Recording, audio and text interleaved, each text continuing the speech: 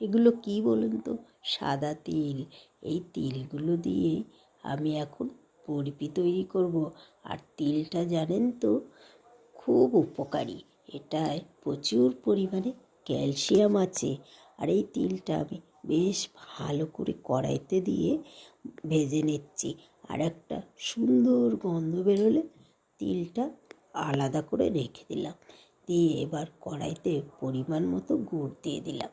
গুড়টা দিয়ে বেশ ভালো করে ফুটাতে হবে।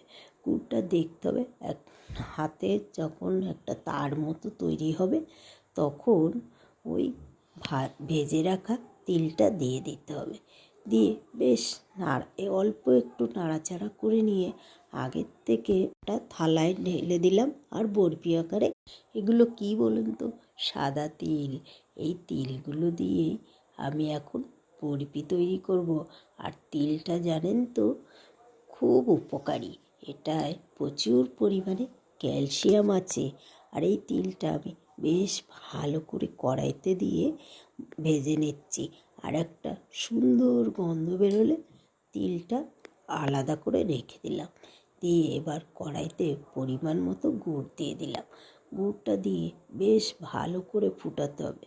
গুড়টা দেখতে হবে হাতে যখন একটা তার মতো তৈরি হবে, তখন ওই ভেজে রাখা তিলটা দিয়ে দিতে হবে। দিয়ে বেশ অল্প একটু নাড়াচাড়া করে নিয়ে আগের থেকে একটা থালায় ঢেলে দিলাম। আর বরফি আকারে